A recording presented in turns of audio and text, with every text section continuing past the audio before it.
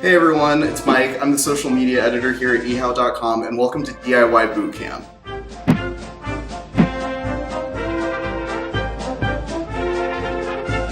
Today I'm going to be trying out these DIY Ladybug Cupcakes. Let's see how I do. And we're actually going to take the frosting off of these and put it to the side. Alright, so now we're going to be able to put these aside for now. Alright, now next step, oh never mind, next step is to lightly frost the cupcakes. Okay, so we don't need the full topping like it was before, this is basically just going to be our glue. Alright, that looks good enough. Okay, now we're going to start rolling out our fondant. We're going to put out a little bit of parchment paper so it doesn't get stuck to the claw. Alright. Aha. Whew. Okay. So we got this little rolling pin that's just for fondant. Oh man, this is not very easy to roll out. Okay, that should be enough for now. So now what we're going to do is we're going to take our cookie cutter and we're going to cut out the circles. This is what's going to lay on top of the cupcake. So we'll just start with the one.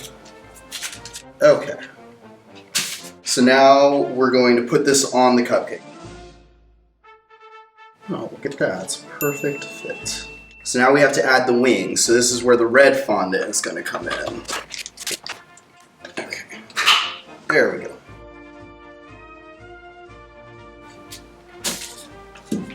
So we're going to do the same thing with our cookie cutter.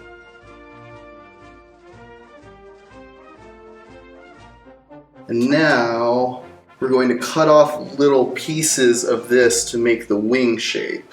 It says like a moon that's been partially eclipsed, so let's go with that. And now we're going to take this piece here and cut it in half. And we're going to lay these down on top of the black layer and leave a little bit of a gap. Okay, alright. Okay, we're gonna get back to this black fondant, we're gonna add some dots, and that's where this little piping tip is gonna come in. No.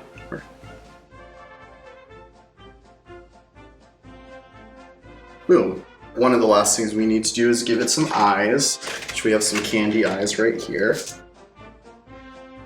Now, all that's left is to make it smile. Okay, so we're going to go back to the red fondant. Now we're going to use the bigger end of this piping tool. We're just going to cut out a little moon of it.